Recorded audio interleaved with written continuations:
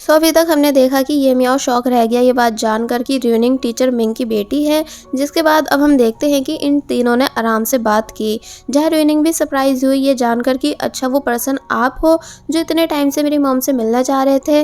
अगर ये बात मुझे पहले पता होती तो मैं कब का आपको अपनी मॉम से मिलवा देती। येलिन बोलने लगा कि मैं तुम पर बोझ नहीं डालना चाहता था, इसलिए इस बारे में नहीं बताया, लेकिन मेरे भाई ये मियाओ की बदतमीजी बढ़ती देख मुझे इसको सच्चाई बतानी ही पड़ी। तो तब र्यूनिंग बोलती है कि आप चिंता मत कीजिए, ये मुझे कितना ही परेशान और बुली क्यों ना कर ले, लेकिन इसकी वजह से मैं आपको नुकसान नहीं उठाने दूंगी, ये मेरा उसूल है। तो तब ये मियाओ चिल्लाया कि ज़रा देखो तो कौन बुली नहीं करने की बात कर रहा है, यानी तुम मुझे परेशान करती हो, चोटें मारती हो, ना कि मैं। बट येलिन उसे चुप करा देता है। ये मियाओ पूछने लगा कि वैसे भाई आप आज फिर विलेज गए थे, क्या बात बनी? तो तब येलिन मना करने लगा।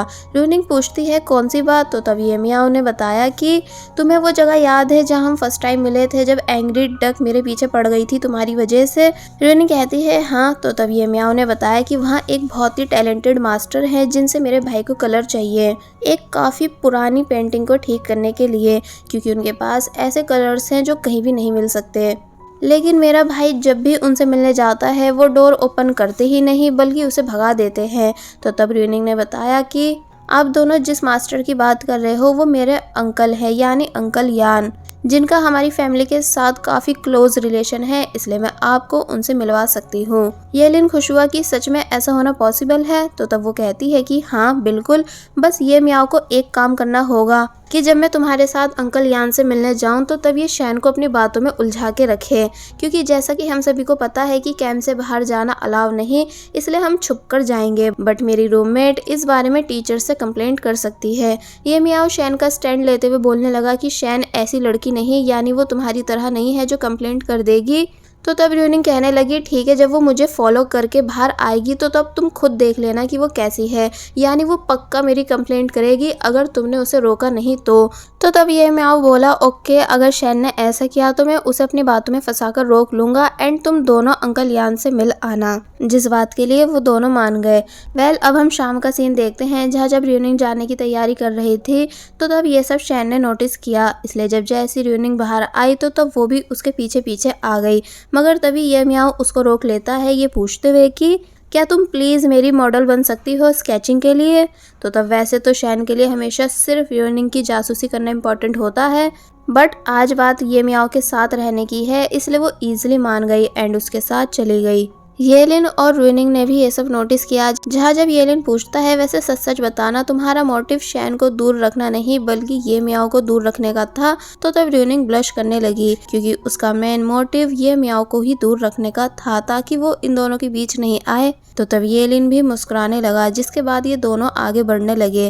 र्यूनिंग ने बहुत ट्राई किया येलिन के हाथ को पकड़ने का, लेकिन उसे काफ़ी अजीब लग रहा था, इसलिए वो उसके कपड़ों को पकड़ लेती है ठीक बच्चों की तरह। तो तब येलिन को उसके ऐसा करने से काफ़ी अच्छा फील होता है, यानी ये दोनों खुशी खुशी आगे चले गए। बट मेन डोर पे आकर येलिन बताने लगा कि मैं तो ईजिली यहाँ से बाहर जा सकता हूँ सीनियर होने की वजह से, बट तुम्हारे लिए कोई रास्ता ढूंढना होगा। तो तब र्यूनिंग दीवार कूदकर बाहर की साइड आई, जिसके बाद ये दोनों वहाँ से चले गए। दूसरी तरफ ये मियाओ शैन को अपनी मॉडल बना चुका है, उसे एक एप्पल पकड़ाकर एंड ये भी बोला कि तुम अब तक की मेरी सबसे ब्यूटीफुल मॉडल हो। तो ये सुन वो मुस्कुराने लगी। ये मियाओ ने स्केचिंग स्टार्ट कर दी, लेकिन वो काफ़ी स्लो बना रहा था ताकि जब तक स्केचिंग कंप्लीट हो तब तक येलिन और र्यूनिंग वापस आ सके। दूसरी तरफ येलिन ने जब जैसे ही अंकल यान के घर के बाहर पहुंचकर डोर नॉक किया तो तब अंकल यान तब भी येलिन को अंदर नहीं ले रहे थे, ये कहकर कि तुम फिर से आ गए, कहा ना मुझे तुमसे कोई बात नहीं करनी। तो तब र्यूनिंग भी सरप्राइज देते हुए उनके सामने आती है और पूछती है कि आप इससे तो मिलना नहीं चाहते, लेकिन क्या मुझे भी अंदर नहीं लोगे? तो तब र्यूनिंग को येलिन के साथ देख वो काफ़ी हैरान हुए, और वहीं शिन काफ़ी देर से एक ही पोजीशन में बैठे बैठे अब थकने लगी, लेकिन ये मियाओ उसकी कंडीशन को नोटिस करता ही नहीं बल्कि बस नॉन स्टॉप अपने भाई और र्यूनिंग को मैसेज कर रहा था जल्दी वापस बुलाने के लिए। और वहीं र्यूनिंग ने एक गिफ्ट अंकल यान को दिया जो उसकी मॉम ने अंकल को देने के लिए बोला था, जिसे जब जैसी वो देखते हैं जो कि ग्लासेस थे तो तब वो उन्हें काफ़ी ज़्यादा पसंद आए। र्यूनिंग बताती है कि मॉम ने ये गिफ्ट आपको मेरे कैंप के ख़त्म होने के बाद देने को बोला था, लेकिन मैं पहले ही इसे ले आई आपकी फ़िक्र में आपको देने के लिए। बट वो कहने लगे कि तुम मक्खन लगाना बंद करो क्योंकि मैं किसी भी कीमत पर तुम्हारे दोस्त को अपने कलर्स नहीं दूंगा। तो तब र्यूनिंग पूछती है भला क्यों, लेकिन वो रीजन बता ही नहीं रहे थे। तो तब र्यूनिंग ने काफी क्यूट वे में धमकी दी कि अंकल अगर आपने हमें रीजन नहीं बताया तो मैं यहाँ रोज आपको परेशान करने आऊंगी, वो भी येलिन को लेकर। तो तब अंकल यान हैरान हुए और फिर कहते हैं ठीक है, अगर तुम दोनों इतने ही क्यूरियस हो रीजन को जानने के लिए तो मैं तुम्हें बता ही देता हूँ, जो कि इस लड़के की मॉम की कंपनी से रिलेटेड है। येलिन पूछने लगा मतलब। तो तब यहाँ उन्होंने ब्लू फाउंडेशन के बारे में बताया, जिस बात को ये दोनों काफी ध्यान से सुनने लगे। और वही सीन एक बार फिर ये म्याओ पर शिफ्ट होता है, जहाँ शैन अब इतना ज्यादा थक चुकी थी कि बिल्कुल भी हिम्मत नहीं कर पा रही थी बैठने की, जिसकी ये कंडीशन इस बार ये म्याओ ने भी नोटिस कर ली। इसलिए वो उससे रेस्ट करने को बोलने लगा, सॉरी कहते हुए कि मैंने तुम्हें परेशान कर दिया। तो तब शैन बताती है कि नहीं ऐसा नहीं है, यानी मैं तो खुश हुई थी जब तुमने मुझसे मेरी पोर्ट्रेट बनाने का पूछा था, क्योंकि मेरी आज तक किसी ने पोर्ट्रेट नहीं बनाई। और फिर जब जैसी शैन ने अपनी पोर्ट्रेट को देखा तो वो उसे इतनी ज़्यादा पसंद आई कि नॉन स्टॉप ये म्याओ की तारीफ करने लगी कि वाह तुमने कितनी अच्छी मेरी पोर्ट्रेट बनाई है, तुम सच में एक कलाकार हो। ये म्याओ हंसते हुए कहने लगा कि अरे ये तो कुछ भी नहीं।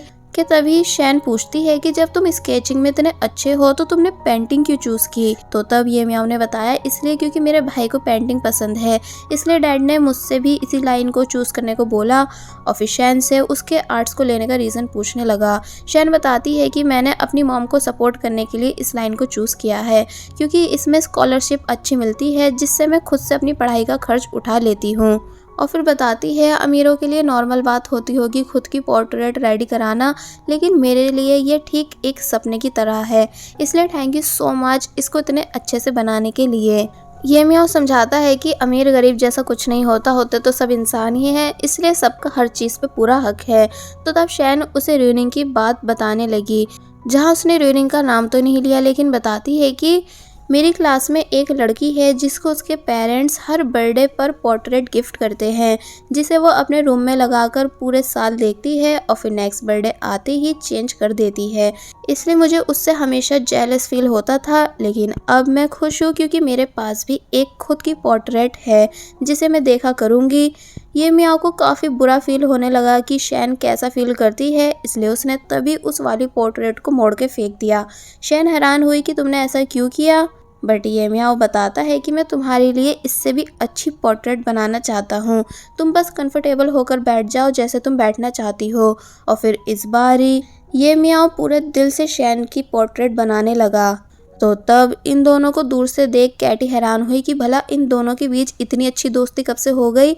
इसलिए वो इस बारे में बताने के लिए र्यूनिंग को कॉल करती है, लेकिन कॉल लग ही नहीं रही थी कि तभी चैन मूव वहाँ आया, ये कहते हुए कि मैं तुम्हें सही से सॉरी कहना चाहता हूँ, इसलिए क्या हम दोनों अकेले में बात कर सकते हैं। तो तब वो खुशी से उसके साथ चली गई। और वही सीन एक बार फिर अंकल यान पर शिफ्ट हुआ, जहां अब इन सभी को उनकी नाराज़गी का रीज़न पता चल चुका है कि वो इसलिए येलिन की कंपनी से गुस्सा है क्योंकि उन लोगों ने अंकल यान के चेले को चुराया, जिसको वो अपने दिल का टुकड़ा मानते थे एंड सभी कला सिखा चुके थे। तो तब र्यूनिंग समझाती है बट अंकल यान इसमें येलिन की कंपनी की कोई गलती नहीं, क्योंकि उनका तो काम है वर्कर्स ढूंढना। और फिर तभी वो येलिन को अंकल यान के हार्ड वर्क के बारे में बताती है कि अंकल यान अपने कलर्स में गोल्ड का यूज़ करते हैं, यानी गोल्ड को इतना ज़्यादा बारीक पीसते हैं कलर्स में यूज़ करने के लिए कि वो हल्की हवा तक से उड़ जाता है, जिसमें बहुत मेहनत लगती है। इसलिए अंकल कई कई दिन तक सही से खाना भी नहीं खा पाते। इसलिए मैं समझ सकती हूँ कि वो क्यों ईजिली किसी के साथ डील नहीं कर पाते हैं। मगर फिर तभी अंकल यान को भी समझाने लगी कि उन्हें ब्लू फाउंडेशन से भी हाथ मिला लेना चाहिए, क्योंकि वो भी एक अच्छी कंपनी है जो उन्हें अच्छे वर्कर्स प्रोवाइड कराएगी, जिससे उन्हें और आसानी होगी कलर्स बनाने में, ना कि उन्हें अपने पर्सनल रीजंस की वजह से इतने अच्छे मौके को छोड़ना चाहिए। तो तब अंकल यान धीरे धीरे र्यूनिंग की बातों को समझने लगे, इसलिए फाइनली कलर देने के लिए मान जाते हैं। दोनों काफ़ी ज़्यादा खुश हुए, बट तभी अंकल यान ने एक शर्त रखी, यानी वो अंदर गए और फिर कुछ लाकर इन दोनों को दिया, ये बताकर कि येलिन पहले इस चीज़ को अपनी कला से ठीक करके दिखाएगा ताकि मैं उसके टैलेंट को देख पाऊँ, तभी मैं अपने कलर्स उसे दूंगा। तो ये सुन वो दोनों पहले तो हैरान हुए क्योंकि ये टास्क काफ़ी ज़्यादा हार्ड था, मगर फिर मान जाते हैं। और फिर दोनों अंकल यान को बाय कर वहाँ से चले गए। और वहीं दूसरी तरफ पोर्ट्रेट कंप्लीट हो चुकी है, जो कि शैन को और भी ज़्यादा पसंद आई क्योंकि इस बारी ये मियाओ ने फुल फोकस के साथ इसे रेडी किया था। इसलिए वो एक बार फिर ये मियाओ के टैलेंट की तारीफ करने लगी, जिसे सुनकर ये मियाओ बस हंसता ही जा रहा था। यानी वो भी एक तरह से खुश था शैन के फेस पे स्माइल लाकर। एंड शैन यहाँ खुशी के मारे थोड़ी बहुत इमोशनल भी हुई, जिसे ये मियाओ हंसते हुए बस देखता ही रहा। और वहीं दूसरी तरफ येलिन ने भी रुइनिंग की तारीफ की कि तुम कितनी ज़्यादा समझदार हो जो तुमने अंकल यान को मना लिया। सच में तुम्हारी ये साइड देखकर मैं तुमसे काफ़ी ज़्यादा इम्प्रेस हुआ हूँ। तो तब रुइनिंग बोलती है कि वेट मुझे तुम्हारी बातें रिकॉर्ड करने दो। और फिर तभी कैमरा निकाल कर येलिन से फिर से तारीफ करने को बोलने लगी। येलिन मुस्कुराया मगर फिर दोबारा से रुइनिंग की तारीफ करने लगा। तो तब रुइनिंग उसको बस देखती ही रह गई कि ये रात में कैसे और भी ज़्यादा हैंडसम दिखता है। कि तभी उसे कैटी की कॉल आई, जिसे वो सब बता देती है कि वो कहाँ है और किसके साथ है। कैटी सभी बातों को सुन ही रही थी कि तभी पीछे से ये मियाओ और शैन ये दोनों भी आ गए। बट कैटी को इस बारे में पता नहीं था, इसलिए वो जोर से चिल्लाकर बोली कि अच्छा तो तुम बाहर हो येलिन के साथ। तभी आज ये मियाओ शैन की पोर्ट्रेट बना रहा था।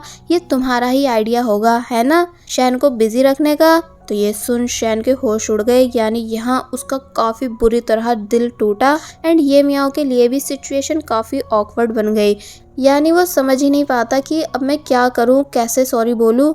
इसलिए कैटी और चैनमो के वहाँ से जाने के बाद शैन को पूरी सिचुएशन समझाने ही वाला था, मगर तभी उसे येलिन की कॉल आई, जो कि कहता है कि हम बाहर आ चुके हैं, तुम यहाँ आकर रुइनिंग को अपने साथ ले जाओ। तो तब शैन और अच्छे से कंफर्म हो गई कि ये सब इन सब की प्लानिंग ही थी मुझे बेवकूफ़ बनाने की।